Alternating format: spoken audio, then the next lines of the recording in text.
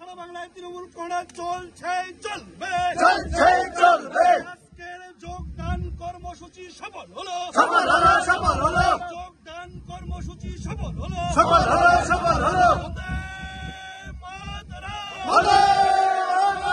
তৃণমূল কংগ্রেস মমতা ব্যানার্জি অভিষেক ব্যানার্জি বিজেপির থেকে যোগদান করলো, কি বলবেন? এখন যোগদানের তো হিড়িক এসছে, সকলেই এলাকার উন্নয়ন চায়, শান্তি চায়, কাজ করতে চায়। আমরা তো নির্বাচন ঘোষণা 7 দিন আগে ব্লক সভাপতিরা জানে, আমি তাদের হোয়াটসঅ্যাপ গ্রুপে বলেছি আমরা জিতছি, কিন্তু কোথাও কোনো বিজয় মিছিল অশান্তি হবে না, আমি আগে বলেছি এবং ফল মিলেছে। রেজাল্টের পরেও দেখেছেন কোথাও জেলাতে জুড়ে কোনো বিজয় মিছিল নেই, কোনো আমাদের অপ্রীতিকর কোনো ঘটনা নেই।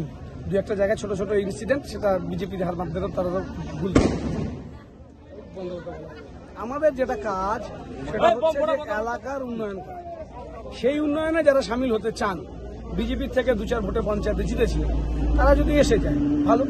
সেখানে বোর্ডগুলো গঠন হচ্ছে, একের পর এক আমাদের তৃণমূল কংগ্রেসের পক্ষে আসছে, এখানে প্রধানগুলো পরিবর্তন হবে, সেখানে আমরা কাজের আরো গতি বাড়াতে পারবো। এখানে জেলা পরিষদ আমাদের, এমপি আমাদের, রাজ্য সরকার আমাদের, এখানে কি কাজ করবে বিজেপি?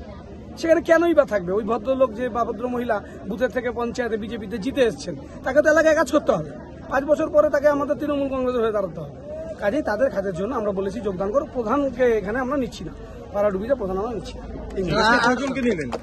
আমাদের 10 জন পঞ্চায়েত ছিল, বিজেপির 12 ছিল, আমরা এখানে 3 জনকে নিলাম, নেছিলে আমরা 13 হয়ে গেলাম, বিজেপি 9 হয়ে গেল, আরো পঞ্চায়েত চলে আসবে। দাদা, লোকসভা নির্বাচনে তৃণমূলের এই জয় জয়গান, সেক্ষেত্রে বিধানসভায় কতটা অক্সিজেন দেবে বলে মনে হয়? বিধানসভায় 9-0 হবে।